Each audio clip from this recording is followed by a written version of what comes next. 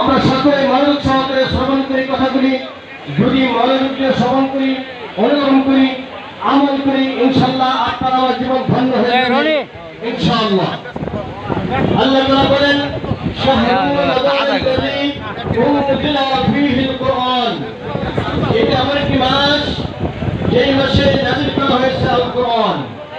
আর এই কুরআন কারীম কেন নাযিল করা হয়েছে? হুদাল লিন-নাস। আল্লাহ তাআলা বলেন মানুষকে পথ দেখানোর জন্য এই কুরআন কারীম আমি নাযিল করছি।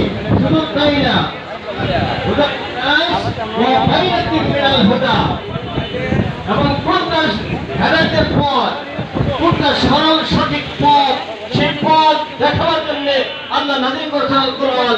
শুধু তাই না, ওয়াল ফুরকান, মিথ্যার মধ্যে পার্থক্য করার মানদণ্ড হিসেবে আল্লাহ নাযিল করেছেন এই আল কুরআন। তারপর আল্লাহ তাআলা বলেন, ও পৃথিবীবাসী তোমরা শোনো, ফামান শাহিদা মিনকুমুশ শাহরা ফালইয়াসুম।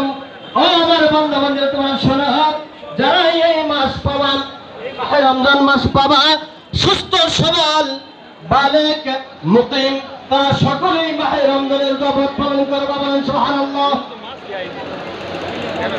আল্লাহর হাবিব বিশ্বনবী জনাব মুহাম্মদ রাসূলুল্লাহ সাল্লাল্লাহু আলাইহি ওয়াসাল্লাম বলেছেন, দলিল করে সাহাবী